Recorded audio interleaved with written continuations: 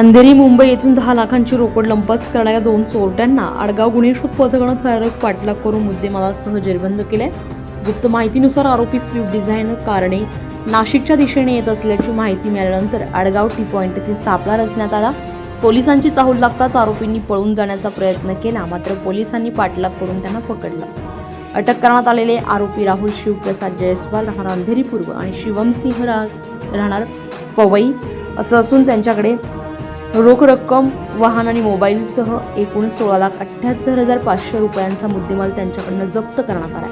ही कारवाई पोलीस आयुक्त संदीप कर्णिक, पोलीस उपायुक्त मोनिका राऊत आणि सहाय्यक पोलीस आयुक्त शेखर देशमुख यांच्या मार्गदर्शनाखाली वरिष्ठ पोलीस निरीक्षक दिलीप राठोड यांच्या नेतृत्वात करण्यात आली आहे।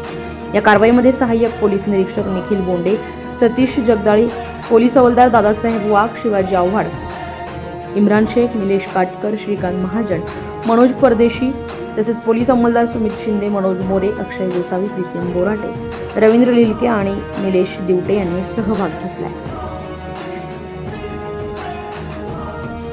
मी पोलीस निरीक्षक दिलीप राठोड, PS आडगाव, नाशिक सिटी।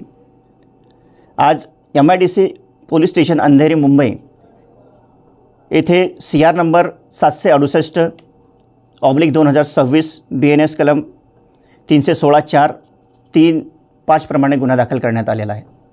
सदर गुन्ह्यातील आरोपी हे स्विफ्ट डिझायर गाडी घेऊन नाशिकच्या दिशेला येत असल्याची माहिती आमचे पोलीस स्टेशनचे DB पथकातील पोलीस हवालदार वाघ यांना मिळाली।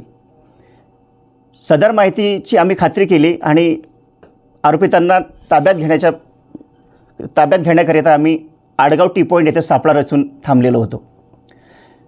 नमूद आरोपी यांची गाडी बघून आम्ही त्यांना गाडी थांबवण्याचा इशारा केला, परंतु आरोपितांनी गाडी न थांबवता त्यांनी स्पीडली गाडी पुढे पळून नेली।